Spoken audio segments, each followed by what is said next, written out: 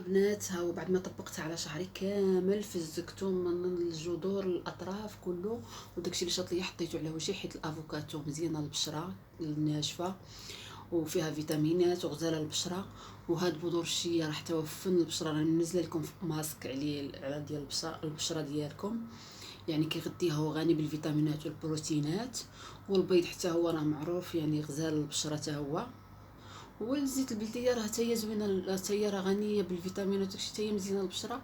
ديروها لوجهكم كامل، وهنا حول العين هنايا ملي كيكونوا التجاعيد كلها على حدا عينيكم، كلشي غير ما تدخلوش غير داخل وصافي، عنقكم وكلشي. وديروه وجهكم خليوه نص ساعه ومن بعد غسلوه، وشعركم خليوه من ساعه حتى ساعتين باش داكشي المكونات كتدخل للشعر وكتستافد من الشعر. يلا البنات نوضوا حداكو وديروا هاد الوصفه هادي، راه غزاله ومكوناتها راه كاينين عندكم. راه قلت لكم الا ما عندكمش هاي ديروا البديل، يا بذور الشيا يا جرعه الكتان يا البنان يا لافوكاتو. اللي ما عندكمش بدلوا اي حاجه عندكم في الدار. السلام بنات، كدايرين؟ لاباس عليكم؟ كلشي بخير؟ صحيحه لاباس؟ نتمنى انكم تكونوا بخير وعلى خير. البنات اليوم انا جايب لكم وصفه للشعر المتضرر والمتقصف، واللي كيكون الشعر اللي كيكون محروق، كيكونوا عندك لي بوينت في شعرك، يعني الشعر اللي تيكون هلكان ومتضرر وما فيه ما يتجمع ما يتلمع. هاد الماسك، هاد الوصفه هادي البنات كتجدد لكم الشعر وكتعطي واحد اللمعان وكتحيد لكم التقصف يعني الا كان ناشف كتزيتو وكتعالج الشعر. هاد الوصفه هذه البنات غزاله لمعالجه الشعر التعبان اللي كيكون مسالي بصبايغ يعني مهلوك بليميش وداكشي. هاد الوصفه البنات راها غزاله كترطب الشعر كلشي.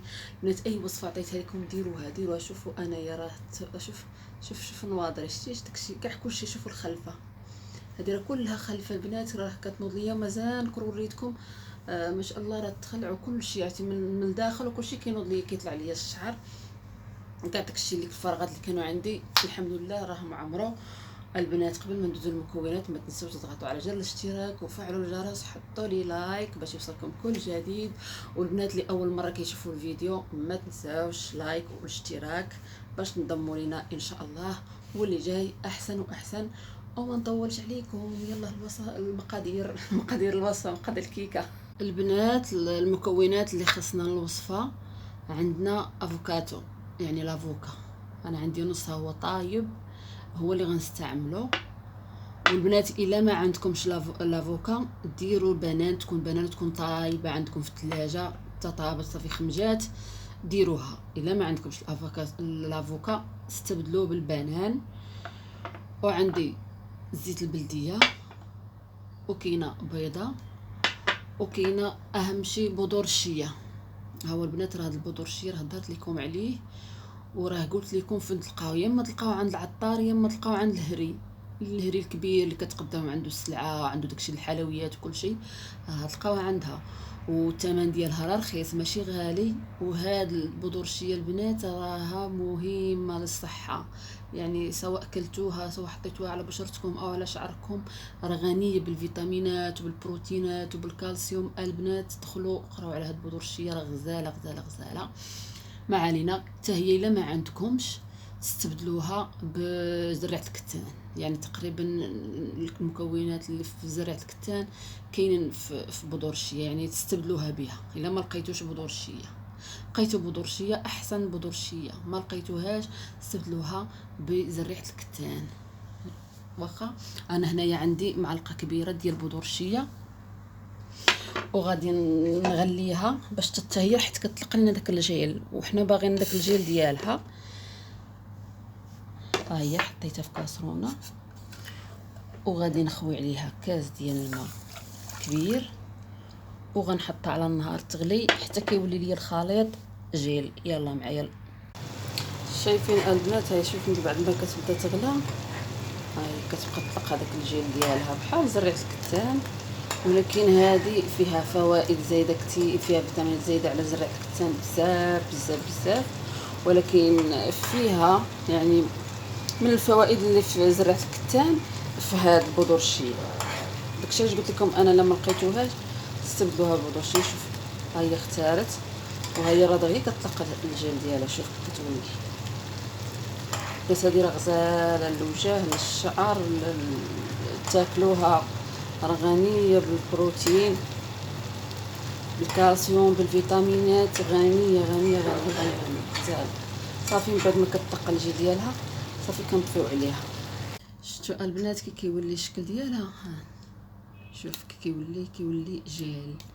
البنات بلا ما تصفيوها بلا حتى شي حاجه كتخليوها بحال هكايا ما تتلصقش في الشعر. ملي كتغسلوها كتحطوا عليها الماء صافي كتهبط، ولا بقات شي حاجه كتهبط مع المشطه الا استعملتوا المشطه. شتي، ولكن هي راه غير مع الماء كتهبط لان فيها داك الجيل كتبقى تملمص مع الماء كتهبط. وبعد داك النص ديال الافوكاتو ها هو كيما طحنتو، خصك طحنيه مزيان، سوا لافوكا سوا البنانه خصك تهرسيها مزيان، يعني طحنيها مزيان ما تخليهاش يعني هكا، وكتزيديه معاها.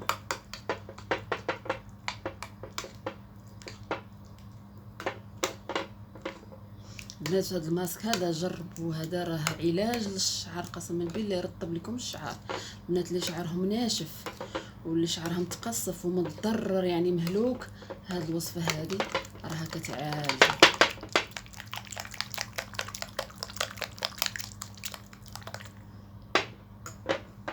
من بعد تزيدي الزيت، راه عندي البنات 2 معالق كبار ديال الزيت، وبودور الشير درت معلقه كبيره حيت غير معلقه هي كتكثر مع داك تطق داك الجيل ديالها. بنات هاد الوصفه غزاله قسما بالله مجربه، انا اي وصفه كنحطها لكم يعني حتى كنجربها عاد كنحطها. وثاني كنحتاجو البيضه،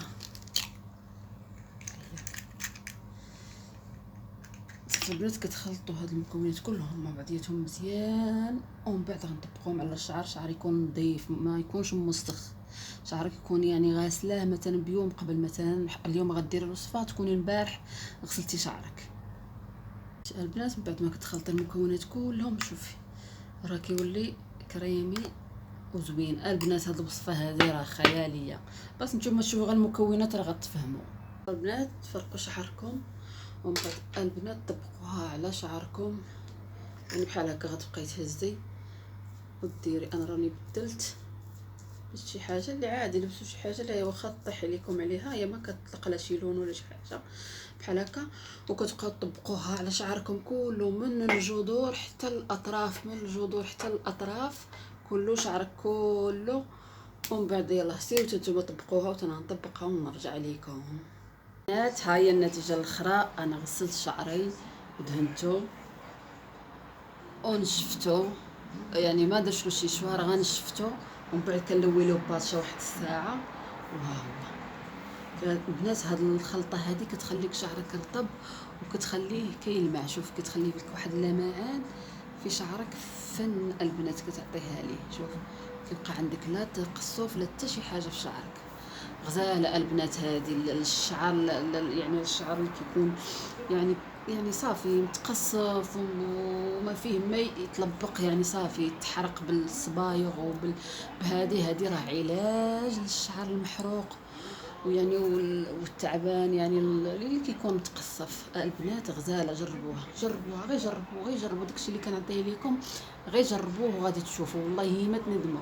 راه اي حاجه كنعطيها لكم راه كتكون البنات زوينه وغزاله، وحق الله العظيم حتى كنجربها انايا بعدا في راسي المره الاولى والمره الثانيه، عاد كننزلها لكم، عاد كنقول لكم.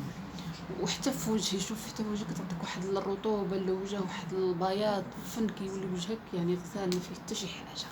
يلا البنات ما تعجبوش نوضوا جربوها، ردوا لي في التعليقات. والبنات ما تنساوش لايك الا عجبتكم الوصفه والاشتراك. يلا باي باي، تصبحوا على خير، الى فيديو قادم ان شاء الله.